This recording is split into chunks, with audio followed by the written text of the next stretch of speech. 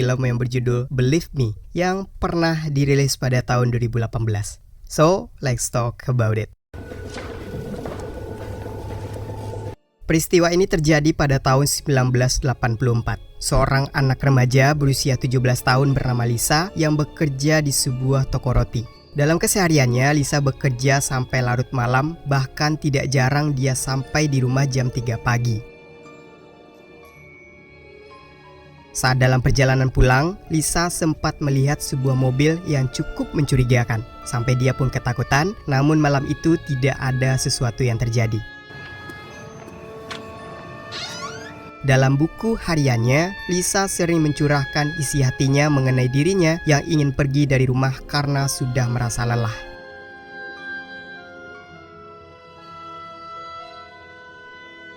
Lisa!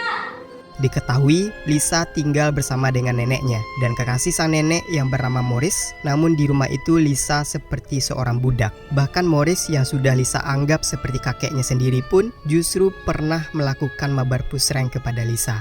Keesokan harinya, Lisa terlihat mendapat panggilan telepon dari sang adik yang bernama Lori. Di dalam perbincangannya, sang adik meminta Lisa untuk segera pindah dan tinggal bersama. Namun ibunya keberatan jika Lisa tinggal bersama mereka dengan alasan agar dia membantu neneknya saja di sana. Let her down now, do ya? Whole reason why you moved in with Grandma is to help her. Setelah itu, Lisa pun akan kembali berangkat bekerja. Dan karena hari ini Lisa menerima gaji, Morris yang berada di luar langsung menghampiri Lisa dan berkata agar menyerahkan gajinya kepada Morris. Stay, right? Yes. Di tempat kerjanya, terlihat banyak pembeli yang datang hingga membuat Lisa kewalahan melayaninya. Dia juga dikenal sebagai gadis yang cerdas dan ceria. Tidak heran jika para pembeli suka dengan cara Lisa memperlakukan mereka. Please tell me what you like and I'll serve you up right quick. Di malam harinya, saat dalam perjalanan pulang, Lisa kembali berpapasan dengan mobil yang mencurigakan kemarin. Namun kali ini mobil tersebut mengikuti Lisa. Kemudian saat mobil itu berhenti di sebuah tempat yang gelap, tiba-tiba seorang pria muncul dan membawa Lisa masuk ke mobilnya lalu mempusrengnya.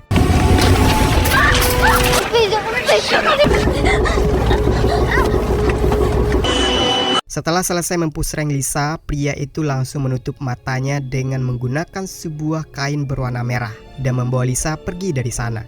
Akan tetapi melalui celah dari kain itu, Lisa sempat melihat dan mengingat semua rambu-rambu dan rute perjalanan kemana pria itu akan membawanya. Dengan kecerdasannya, Lisa mengamati di sekeliling mobil. Dia mendapati tulisan Magnum di dashboard mobilnya. Bahkan dia juga sempat menghitung jumlah anak tangga yang berjumlah 22 saat pria itu membawanya masuk ke apartemennya. Di dalam sana, tanpa banyak basa-basi, Lisa disuruh melepaskan semua atributnya. Setelah itu, dia dibawa ke kamar mandi dan si pria itu memandikannya sambil mengelusnya. Lisa yang tidak bisa berbuat apapun langsung dipusreng kembali. Bahkan mabar pusreng tersebut dilakukan berulang kali. Lalu pria itu bertanya siapa namanya dan usianya. Lisa menjawab bahwa namanya adalah Carol dan umurnya 20 tahun. Di sisi lain, di kantor polisi, nenek Lisa melaporkan bahwa dia kehilangan cucunya dan menduga bahwa Lisa kabur dari rumah. Atas laporan itu, polisi pun bergegas menuju rumah ibunya untuk mengecek Lisa. Di sana, Lori mengatakan bahwa Lisa tidak mungkin kabur tanpa memberitahu dirinya. They just run off. If Lisa called, we'll keep you posted. Lisa wouldn't just run off and not tell me. Di tempat pria misterius itu, Lisa akan dipusreng kembali. Tapi berkat kecerdasannya, Lisa sedikit memuji pria itu dengan mengatakan bahwa dia adalah pria yang manis dan tampan. Lisa meraba wajah si penculik itu agar dia mengetahui seperti apa ciri-ciri orang yang telah menculiknya.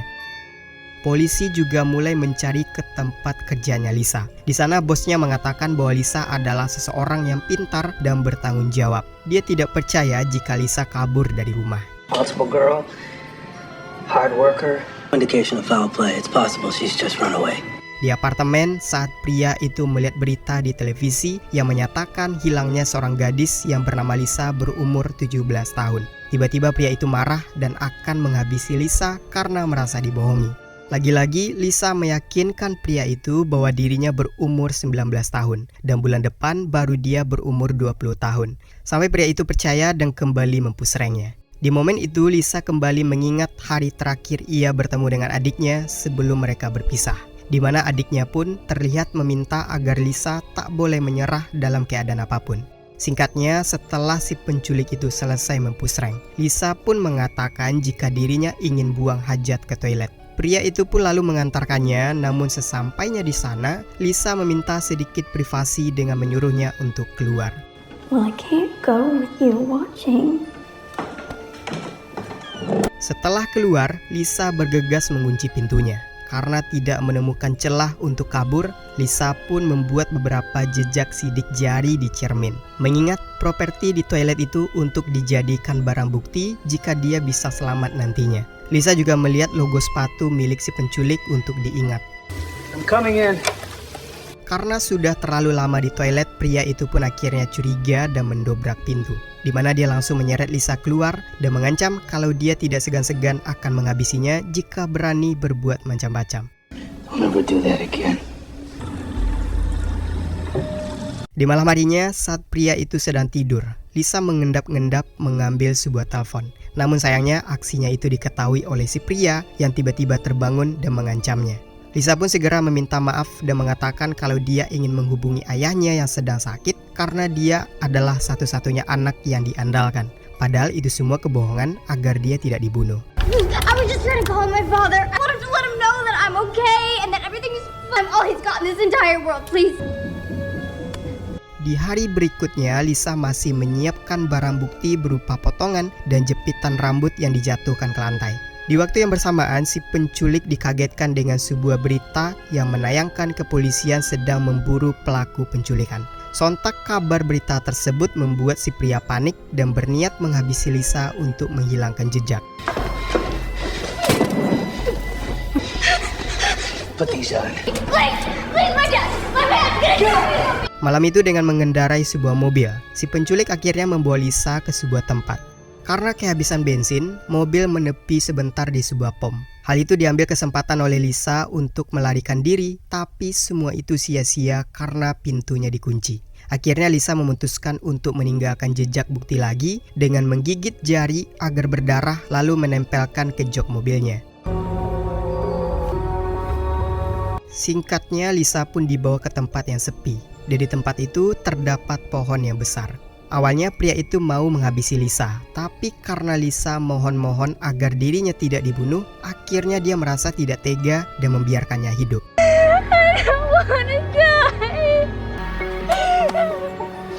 Akan tetapi sebelum memperbolehkan Lisa pergi, si penculik itu pun meminta agar Lisa diam dan menunggu sampai pria itu pergi dari sana. You blindfold out before then. Stay here for 5 minutes. Setelah si penculik itu pergi, Lisa langsung membuka penutup matanya dan berlari pulang ke rumah. Namun hal itu sempat terlihat oleh si penculik lewat spion mobilnya. Seketika dia berubah pikiran dan langsung mengejarnya. Beruntung aksi itu terhenti dengan melihat mobil polisi yang sedang berpatroli.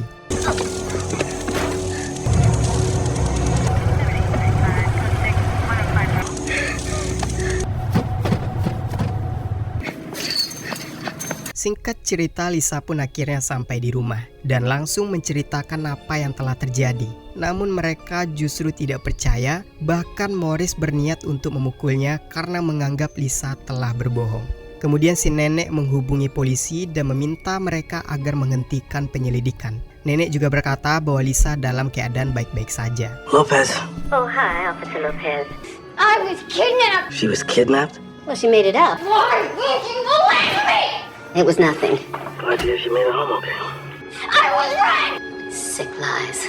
Namun polisi tersebut mengatakan bahwa mereka harus tetap membawa Lisa ke kantor polisi untuk dimintai keterangan sesuai prosedur yang ada. Karena merasa tidak ada pilihan lain, sang nenek pun akhirnya hanya berpesan kepada Lisa agar tidak mengatakan yang sebenarnya tentang apa yang telah terjadi di rumah itu kepada polisi. Di keesokan harinya, Lisa dijemput dan dibawa ke kantor polisi untuk dimintai keterangan. Namun ketika Lisa menceritakan semua yang telah dialaminya, para polisi di sana menganggap bahwa Lisa telah berbohong. Lisa yang merasa pengaduan dirinya tidak dianggap oleh mereka pun hanya bisa menangis. Grandma says you're making this all up. I'm sorry to get attention. Blindfolded you and took you to an apartment building. Before we got to the top of the staircase. You could look at the man's face? No, but I could describe it to you. You said you watch a lot of TV. Nobody believe me!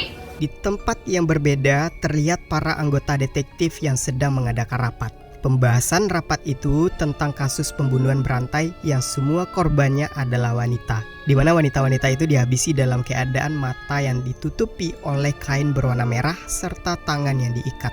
Namun karena tidak adanya bukti serta minimnya informasi sehingga membuat polisi kesulitan menangkap pelakunya. You can see from the photos, he's got no clear physical type. Selesai rapat, seorang detektif yang bernama Larry dihampiri oleh seorang polwan yang sebelumnya sempat menginterogasi Lisa, di mana polwan itu menceritakan apa yang telah dialami oleh Lisa. Menurutnya tidak masuk akal karena Lisa menceritakan dengan detail jejak bukti dan itu dalam keadaan mata yang ditutup. Penasaran dengan hal tersebut, sang detektif ingin bertemu langsung dengan Lisa. Di sana, sang detektif meminta Lisa untuk menceritakan ulang tentang kejadian tersebut. Awalnya Lisa ragu karena takut dianggap pembohong lagi. Tapi setelah sang detektif membujuknya, dia pun akhirnya mau menceritakan. Lisa bercerita dengan sangat detail, mulai dari mobil penculik yang berwarna hitam dan memiliki jok berwarna merah, ada tulisan Magnum di dashboard. Saat menaiki tangga terdapat karpet berwarna hijau dan 22 anak tangga. Ada sepatu yang berlogo kanguru di kamar mandinya. Ciri-ciri orangnya, dia memiliki kumis dan sedikit berewokan. Sang detektif seketika terdiam mengisyaratkan bahwa dirinya kagum dengan kecerdasan Lisa yang sangat detail menceritakan kejadian itu. Dan dia juga yakin bahwa yang dikatakan Lisa adalah kebenaran. That was extraordinary. Now you're gonna need to get her a change of clothes. Detektif Larry berniat menghubungi pihak keluarga Lisa untuk meminta izin kalau dirinya akan melakukan hipnosis kepada Lisa. Sayangnya Morris menolak hal tersebut dan malah meminta agar segera mengembalikan Lisa. Merasa ada yang janggal dengan perilaku keluarga Lisa, sang detektif pun kemudian bertanya kepada Lisa mengenai apa yang sebenarnya terjadi di keluarganya. Lisa pun akhirnya jujur dan menceritakan kalau selama ini Morris sering mencelehkannya. Setelah mendapatkan informasi tersebut, polisi pun akhirnya menahan Morris dengan tuduhan melakukan pencelehan pada anak di bawah UMR. Kemudian Lisa pun terlihat dipindahkan dari rumah neneknya ke rumah seorang polisi bernama Hannah dengan alasan keamanan. Beberapa hari kemudian di kantor polisi, sang detektif kembali meminta keterangan dari Lisa. Di sini Lisa berkata kalau dirinya sempat meninggalkan beberapa helai rambut di sana, serta mengoleskan darahnya di jok mobil si penculik itu. Mulai dari sinilah, detektif Larry mulai merasa curiga jika orang yang menculik Lisa ada hubungannya dengan pelaku pembunuhan berantai yang sedang mereka selidiki. Singkat waktu, para polisi akhirnya melakukan uji lab pada pakaian milik Lisa. Alhasil, mereka menemukan serat kain yang sama persis seperti yang sebelumnya mereka temukan di pakaian para korban pembunuhan berantai. Atas dasar hal tersebut, kini polisi mendapatkan titik terang pelaku yang selama ini mereka cari. Lisa pun dijadikan saksi dan satu-satunya korban yang selamat. Tak hanya itu, dengan kecerdasannya, Lisa dijadikan petunjuk untuk menangkap pelaku pembunuhan berantai yang meresahkan selama ini. Tidak membuang waktu lama, detektif Larry pun akhirnya mengajak Lisa untuk menunjukkan tempat di mana dia disekap. Namun saat itu, Lisa sempat merasa kalau dirinya tidak bisa mengingat apapun. Take your time. Kemudian Lisa dibawa menggunakan mobil seperti saat dirinya diculik. Dia berhasil menemukan pohon di mana dia dibebaskan setelah dirinya disekap. Took a right. Turn left, turn left.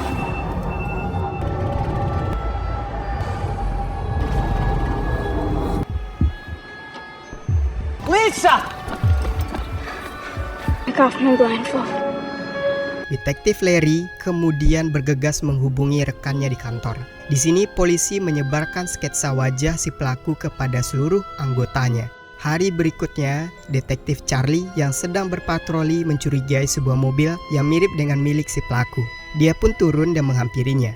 Agar tidak menimbulkan kecurigaan, dia beralasan ada perampokan bersenjata di ujung barat kota dan membawa kabur banyak perhiasan. Ciri-ciri mobil yang dipakai si perampok mirip dengan mobilnya. Tentu saja si pelaku tidak merasa kalau masalahnya adalah perampokan.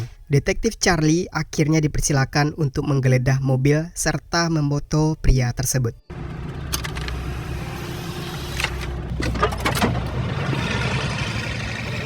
I have a suspect within the 2-mile radius. Dari kejauhan, detektif Charlie masih mengikutinya. Di sana juga dia meminta kepada rekannya yang berada di kantor untuk melacak plat nomor yang dipakai si pelaku. Dari sinilah baru diketahui identitas si pelaku bahwa dia bernama Bobby Joe. Tag for a black Dodge Magnum, Florida plates. Di kantor polisi, para detektif itu berhasil mengumpulkan 6 foto yang dicurigai kuat sebagai pelaku pembunuh berantai. Lisa yang berada di sana diminta untuk menunjukkan siapa pelakunya. Dengan sangat yakin, Lisa akhirnya memilih salah satu foto yang mana foto itu benar merupakan fotonya si Bobby. Yeah, I'm sure. Karena sudah memiliki bukti yang cukup kuat, akhirnya para polisi dan detektif Larry pun bergegas menuju di mana Bobby berada. Yang mana pada saat itu dia sedang membeli makanan yang tiba-tiba dikepung oleh para polisi. Bobby Joe Long, you are under arrest. Dan benar saja apa yang dikatakan oleh Lisa, terdapat noda darah di jok mobilnya si penculik, yang mana noda darah itu miliknya Lisa yang sengaja ditinggalkannya. Ini semua sebagai bukti bahwa Lisa benar-benar diculik oleh si Bobby Joe ini. Kemudian para polisi dan detektif mencari bukti lain di apartemennya Bobby. Mereka menemukan karpet berwarna hijau dan 22 anak tangga, jepitan rambut, sidik jari Lisa di cermin, dan sepatu berlogo kanguru tepat seperti apa yang dikatakan oleh Lisa saat dia dimintai keterangan. Di kantor polisi, Bobby hanya bisa pasrah ketika sang detektif memperlihatkan foto-foto korban yang berjumlah 10 orang. Dia pun mengakui semua perbuatannya, dan entah kenapa dia menganggap Lisa ini berbeda dari korban-korban lainnya, sehingga dia melepaskan Lisa pada waktu itu. She was different from the others. Yeah, she was something special. The only reason he got me is because I let her go. Di keesokan harinya, Lisa yang sedang tidur di kantor polisi pun dibangunkan oleh detektif Larry. Dia mengatakan bahwa si pelaku sudah tertangkap. Lisa pun terkejut saat mengetahui bahwa yang menculiknya itu adalah seorang pembunuh berantai yang selama ini dicari oleh pihak kepolisian. Dia tidak menyangka bahwa dirinya masih diberi kesempatan untuk hidup. Hey. I shouldn't have lived. Atas kecerdasan yang dimiliki Lisa, dengan semua jejak bukti dan kesaksiannya, polisi berhasil meringkus Bobby Joe dalam waktu 12 hari. Padahal kasus ini menjadi bulan-bulanan para polisi dan tidak mendapatkan titik terang. Sang detektif juga mengatakan bahwa Lisa adalah seorang pahlawan yang telah menghentikan dan menyelamatkan banyak nyawa.